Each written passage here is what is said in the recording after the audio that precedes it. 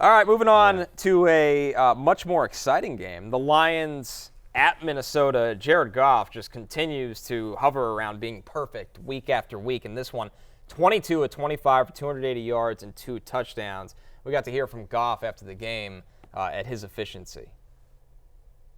Did I do it again? Yeah. Yeah, see, the word perfect's hard. Like, it's perfect completion percentage, but, like, there's still decisions that, like, you can change.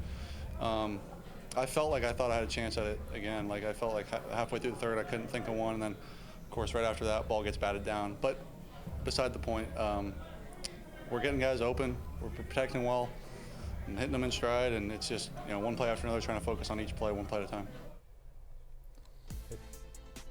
Jared Goff, as you see from Next Gen Stats, was under pressure at a season high in this game.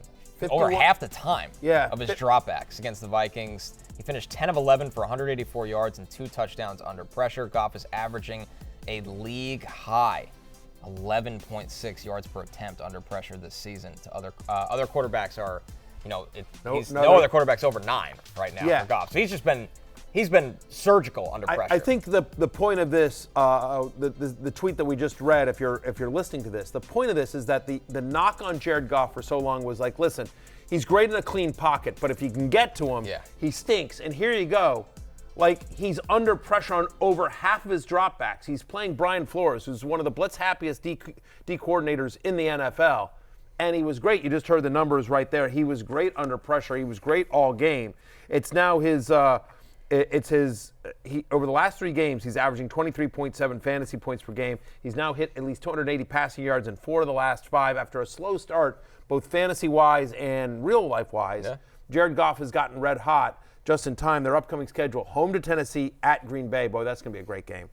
At Houston, home to Jacksonville. So dome games for 3 of the next 4. Only the game at Lambeau is outdoors. And honestly, like, he's played this well. They're running the ball well. It's a truly balanced offense, Connor, and he's doing this all, honestly, without Sam Laporta. I can't wait till Sam Laporta comes back. From wherever he is. Right. He's out there, but... Wait, he is? You're kidding me. You mean he's been running routes? He hasn't been injured this whole time? Crazy. Are you sure? The hell? Where are you at, Sam Laporta? But it's unbelievable. Montgomery leaves this game a little bit, comes back, but Jahmyr Gibbs is awesome. Amon-Ra St. Brown has now scored in 4 straight games, multiple red zone targets in 4 or 6 games this season. He is the sun god. He is my former ride or die. Yeah, 2 things are incredible. One is how much Jared Goff looks like a splitting image of a disheveled Ryan Gosling. Every time I look at him, I just can't shake that out of my head. Secondly is that he just cooks Brian Flores every time they play, which is bizarre because you think of who Jared Goff is and what in theory he should be vulnerable against. It is someone exactly like Brian Flores. I think that Goff, probably his closest facsimile in the league, is Baker Mayfield in a lot of ways, where former number 1 picks fell on hard times and new teams and everything. In the book on both of them, to your point, Matthew, has been that keep him clean, fantastic, under pressure, melts. And he just does not melt for whatever reason against Brian Flores. Though, to be fair, he did kind of throw the game away on that second last drive. It's just that they picked up the fumble. But no, Goff was magnificent. Do you see anything different with Jared Goff this season, or is he just the same guy and having a really good stretch? No, elite comfort in the offense. I mean, pre-snap, he has you figured out, it feels like, almost every play. And that's a huge credit to Ben Johnson. Yeah. Goff made a lot of strides under McVay, but it felt like he hit a wall at some point where the Rams literally said, we need someone with a higher ceiling.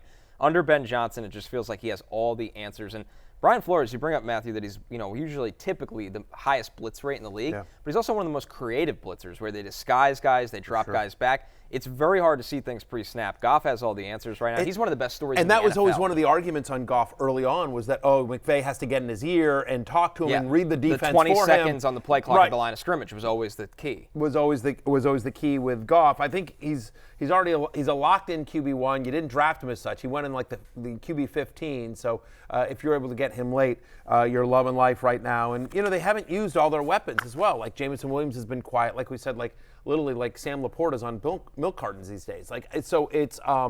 But he's been getting it done with a run game and Amon-Ra St. Brown and mixing it up. We saw some Khalif Raymond in this game, here and there. But really exciting stuff. I don't know what else to say about Gibbs because you're starting him every week, but it's just, he's now had back-to-back games with at least a 16% target share. So it just feels like Gibbs, who up to this point had sort of been the number 2 to Montgomery's 1 because Montgomery kept getting so many touchdown chances, it was nice to see Jahmyr Gibbs have such a huge day. That one touchdown run was just unbelievable as well. As we head into Monday Night Football, you see it there on your screen. He's the #1 running back in fantasy. And unlike the quarterback list we showed you, the running backs at the top of this list are household names. I mean, we expected Gibbs to be great this year. Saquon, Brees, even Mixon, you were really high on because of the offense. For sure. He's been very, very productive.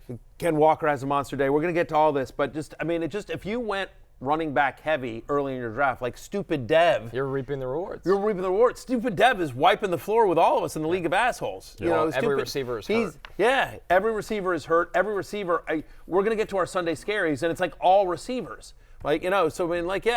Stupid Dev, Smart Dev. Smart Dev. First place Dev. Yes. It's like laughing his ass off at us, Dev. Yeah, it's like the reverse arc of Harvey Dent. Two-Face, but now he's got his full face and he's Smart Dev. Yes, it is. 100%. Yeah.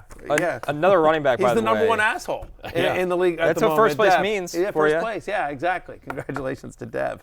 Another running back having a great season so far, and it was great to see him healthy in this game, was Aaron Jones. Aaron Jones, 14 carries, 93 yards, touchdown. Jay also gets 3 catches for 23 yards.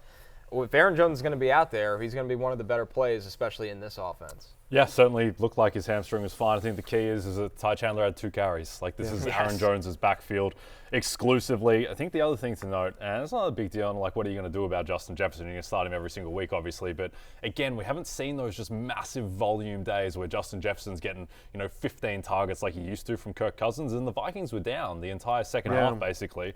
And so I wonder if he's not touchdown dependent, but a lot of his value is being driven by touchdowns at the moment, as opposed to those freakish JJJs that we're accustomed to. Yeah, still 7 for 81. You'll take that most days as well, especially again as we get to it. So many wide receivers disappointed. Justin Jefferson, who went later in drafts than he should have because people were concerned about Sam Darnold and the quarterback situation. He was on the preseason love list where I was just like, you guys are crazy. He's Justin Jefferson. Doesn't matter who throws on the ball. He's fine. He's going to Monday Night Football as the 4th best wide receiver in fantasy. Back to your point about Aaron Jones very quickly. I just think it's important. Yes, he looked healthy. Yes, he's clearly the guy, but he is matchup dependent. The Lions are one of the best run defenses in the NFL. Aaron Jones had 93 rushing yards, and that's the most by a running back against the Lions since 2022. These are the kinds of things that happen when you free Aaron Jones. # free Aaron Jones. He's now had 100 or more scrimmage yards in 4 of 6 games this season. He gets the Rams next. Tasty matchup there. Hey, it's Matthew Berry from NBCSports.com and Rotoworld.com, and I want to thank you so much for watching whatever it is you just watched, or if nothing else, being too lazy to click out of the autoplay after this video started, after whatever it is you actually wanted to watch finished. But now that you're here, I'd like to take a moment here to ask you respectfully now, okay? I'm asking you respectfully to subscribe to the NFL on NBC YouTube channel. You'll get the latest Roto-World fantasy news headlines, all sorts of great shows, including my own Fantasy Football Happy Hour. So go subscribe now. Again, I'm asking respectfully.